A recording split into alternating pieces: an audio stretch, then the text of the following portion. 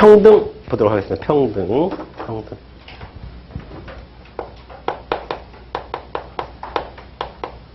자, 평등도 크게 두 가지가 있어요. 평등도 크게 두 가지가 있습니다. 하나는 실질적 평등이 있고요. 또 하나는 형식적 평등이 있어요. 자, 이 실질적 평등을 다른 말로 상대적 평등이라고 얘기하고, 이거는 다른 말로 절대적 평등이라고 얘기하고, 이건 다른 말로 비례적 평등이라고 얘기하고, 이건 다른 말로 기계적 평등이라고 얘기하기도 합니다. 그리고 아리스토텔레스라는 학자에 의해서 이 세 가지는 배분적 정의라고 표현이 되고,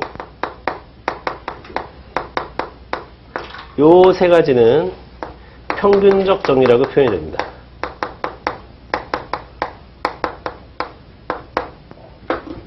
자, 그러면 실질적 평등이 뭐고 형식적 평등이 뭐냐라고 보면은, 실질적 평등을 말로 표현하면, 자, 실질적 평등 같은 것은 같게, 다른 것은 다르게. 같은 것은 같게, 다른 것은 다르게. 형식적 평등은 모두 똑같이.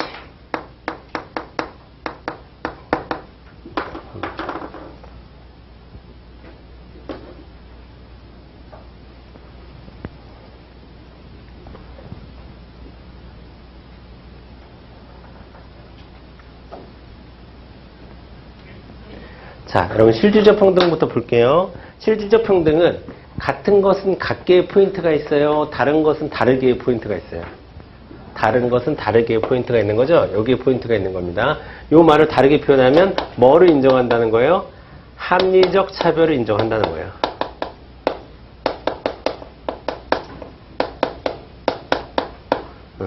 그러면 해당하는 차별이 과연 합리적이냐 합리적이지 않느냐라는 논쟁은 항상 있겠죠. 그런 논쟁을 뭐라고 부르느냐?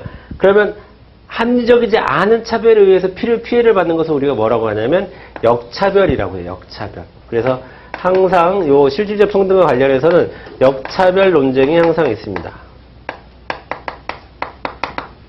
자, 한 가지 예를 들어 볼게요. 자, 예전에 군 가산점 제도라는 게 있었어. 공무원 시험에. 공무원 시험에 군 가산점 제도라는 게 있어서 군대 갔다 온 사람에게 가산점을 줬어요. 지금 여러분이 컴퓨터 활용 능력이라든가 뭐 정보 처리 기사 자격증을 따면 가산점을 주듯이, 그것도 국가직은 폐지됐죠. 근데 그런 거 주듯이 가산점을 줬어. 가산점을 줬는데 어떤 해에 공무원 시험이 원체 쉽게 나온 거예요. 원체 쉽게 나오니까 만점에 가까웠는데 떨어지는 여자 수험생이 발생한 거예요. 그러면 자, 군대를 다녀온 사람에게 정확히 얘기하면 남자가 아니라 군대 다녀온 사람이죠. 남자 중에서도 군대 안 갔다 온 사람 많으니까. 자, 저는 참고로 공익근무를 했어요. 그래서 저는 자신있게 얘기합니다. 저는 현역 군대를 갔다 오지 않았어요. 그래서 공익근무를 했는데, 어쨌든 저 같은 사람도 포함해서 포함되나? 현역만 되나? 어떻게 잘 모르겠는데, 그 시대에 살아보진 않아서. 군 가산점 제도가 있다는 것은 차별입니까? 아닙니까? 차별이지. 다르게 취급한 거잖아. 군대를 갔다 온 사람과 군대를 갔다 오지 않은 남성과 여성을 다르게 취급한 거잖아요. 가산점을 줬으니까. 그럼 군 가산점 제도가 차별이에요. 근데 그것이 합리적이라고 하는 사회적 합의가 존재했었던 거죠. 처음에 그걸 만들 때는. 그런데 그 해에 그런 게 있다 보니까, 그러고 나서 그 노량진 1호선에 보면은 출구가 하나예요. 학원가 쪽으로 나오는 출구가 하나야. 그 학원가에서 몇 달 동안 그 여자 수험생이 1인 시위를 했어요. 군 가산점을 폐지하자고. 그래서 그런 과정에서 군 가산점이 폐지가 됐습니다. 그쵸? 그거는 뭐예요? 뭐로 인정을 한가요? 사회적으로? 나름대로 역차별 관점으로 얘기하는 거예요. 역차별이라고 얘기하는 거예요. 자, 그래서 우리 요것과 관련해서 사례를 몇 가지 여러분이 알아두면 좋습니다. 알아두면 좋은 게 가장 여기 합리적 차별과 관련해서 시험 문제 많이 나오는 거에 군가산점제도, 그 다음에 여러분 대학 들어갈 때 농어촌 특별전형이라고 있었어요, 여러분도? 농어촌 특별전형.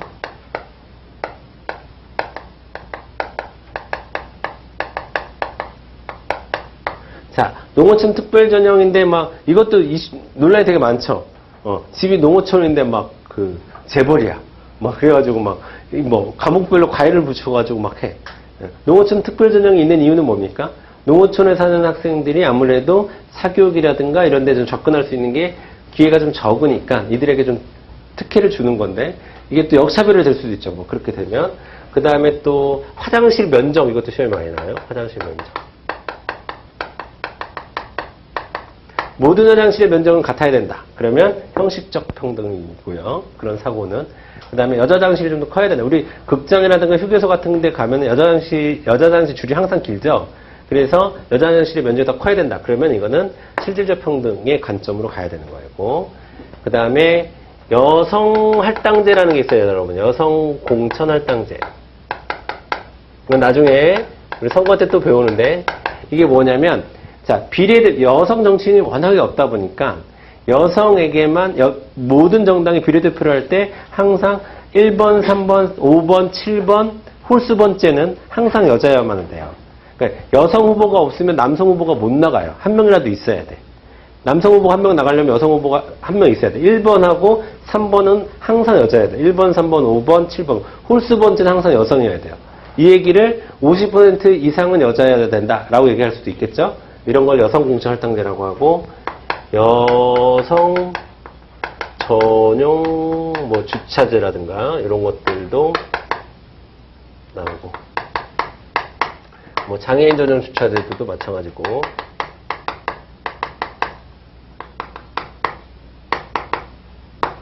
자, 여러분 좀 오해는 안 했으면 좋겠는 게, 제가 지금 여기 써드린 게 다 합리적 차별이다 라고 써드린 게 아니에요. 합리적 차별인지 아닌지, 역차별인지 합리적 차별인지에 대한 논쟁이 있기 때문에, 논쟁이 있어 왔고 또 논쟁이 있기 때문에 이런 것들을 가지고 우리가 실질적 평등이냐 이런 것들이 구분할 줄 여러분이 알아야 된다는 거예요. 사례로만 제가 적어드린 거예요. 저런 것들이 모두 합리적이다 이렇게 주장하는 건 아니고, 그런 주장과 관련해서 우리 시험에 나오질 않아요. 우리는 뭐만 알면 되는 거예요. 이런 것들이 요것과 관련한 이슈다. 실질적 평등과 관련한 이슈다. 이런 것 정도만 여러분이 알아두시면 되는 겁니다. 그리고 여기서부터가 중요한데, 보세요 여러분.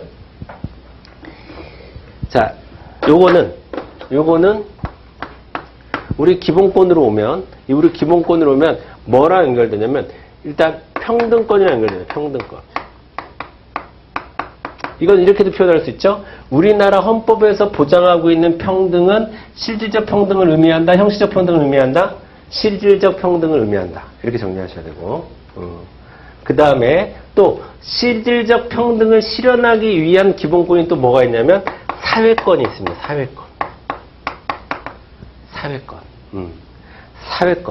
사회권은 다른 것을 다르게 취급하는 겁니다. 그쵸? 사회권은 예를 들면 기초생활수급자라고 보면은 소득이 낮은 사람을 다르게 취급하는 거죠. 그리고 그들에게 국가 세금을 들여서 공공부조 같은 것들을 하는 거잖아요. 그렇죠? 다른 것을 다르게 취급하는 겁니다. 사회권은. 그 다음에 이 형식적 모두 똑같이 취급해야 되는 것은 시험 문제에 뭐랑 연결되냐면 참정권의 정신이 이렇습니다. 참정권. 자, 여러분, 참정권은 정치에 참여할 수 있는 권리죠. 정치에 참여할 수 있는 가장 좋은 방법이 뭡니까? 자, 이것도 내가 미리 여러분들한테 얘기할게요. 이것도 여러분 외워두세요. 참정권 하면 무조건 네 가지를 외워둬야 돼. 선거권, 피선거권, 공무단위권, 국민투표권. 요 네 가지가 참정권이에요. 이거 말고는 없어. 이거 말고는 없어요. 참정권, 그러면 선거권, 피선거권, 공무단위권, 국민투표권. 이거 외우고 계셔야 돼요. 그런데 여기서 꽃은 뭘까? 꽃? 요 선거권이지. 요 우리나라 선거에서 대표적인 원칙이 뭐예요? 보통 선거의 원칙이죠. 보통 선거의 원칙이고 또 두 번째가 뭐예요? 평등 선거의 원칙이죠. 자, 보통 선거라고 하는 것은 모든 사람이 투표를 참여할 수 있는 권리를 보통 선거의 원칙이라고 하고, 그 다음에 나도 한 표, 이재용도 한 표, 문재인 대통령도 한 표, 그 다음에 정우성도 한 표, 잘생긴 사람도 한 표, 나처럼 생긴 사람도 한 표, 대통령도 한 표, 나 같은 일반 시민도 한 표, 이재용처럼 돈이 많은 사람도 한 표, 나처럼 돈이 없는 사람도 한 표, 이런 게 평등 선거의 원칙이잖아요. 그러면 모두가 다 똑같이 취급하는 거죠. 그래서 이 형식적 평등이 실현되는 기본권은 뭐다? 참정권이다. 이렇게 가져야 되는 거예요. 그래서 지금 여러분이 여기서 중요한 거는 요거예요, 요거. 여기서 요거, 이런 게 중요한 거예요. 헌법이랑 연결돼서 시험 문제 나올 거니까, 이런 것들이.